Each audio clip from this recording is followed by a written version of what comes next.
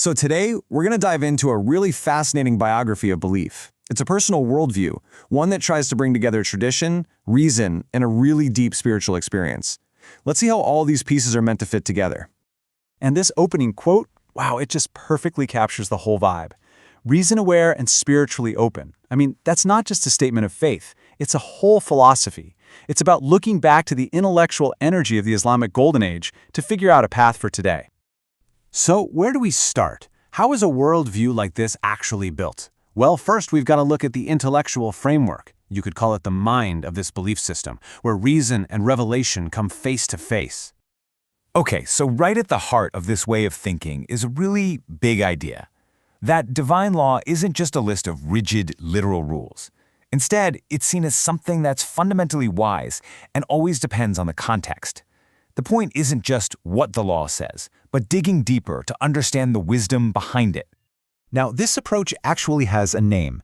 It's called the Hanafi Maturidi school, and this classical tradition is known for exactly this kind of thinking. It really emphasizes using our reason and finding the wisdom behind religious laws. It's basically the historical foundation for this whole perspective. And then you add another layer to it, a really powerful idea from another school, the Muʿtazili. They believe that morality isn't just random.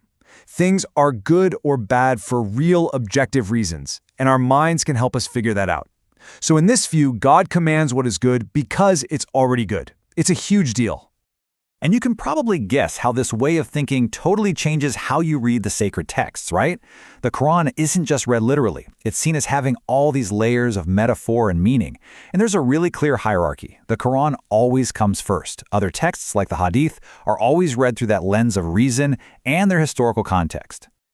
Okay, so we've got the intellectual side of things down. Now let's move on and see how this all builds into a really personal, spiritual journey. This is the path of the heart. Because, having a sharp mind is only one part of the picture. This worldview is very clear that faith is also something you experience. It's an inner journey, a transformation. So let's explore what that side of the path looks like. So this journey is often described in 3 classic stages. It starts with Sharīʿah. That's the outer stuff, the rituals, the prayers, the daily discipline. From there, you move inward to tariqah, which is all about purifying your heart and intentions. And the goal, the culmination, is haqiqah, a direct personal experience of divine reality. It's like going from doing to being to truly seeing.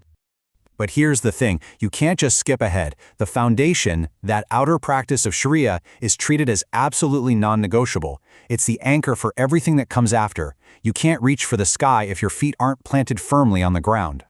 And this is where it all clicks into place. Real spirituality doesn't get rid of discipline, it fills it with meaning. Prayer isn't something you're supposed to outgrow, it's something you grow into. That outer action becomes the very thing that holds the inner depth. And this is a really important warning here. According to this view, if you try to jump straight to the mystical stuff without the grounding of practice and humility, well, that's just a recipe for a big ego and self-delusion. That structure is there for a reason. It keeps the journey real. So we've looked at the mind and we've looked at the heart. Now, for our third section, it's all about bringing them together, showing how these different elements can create this beautiful, cohesive harmony. And this quote right here, it just nails it. This is all about finding a middle path. It avoids the trap of being super rigid and dogmatic on one side, but it also avoids being careless and undisciplined on the other. It's all about finding that perfect balance.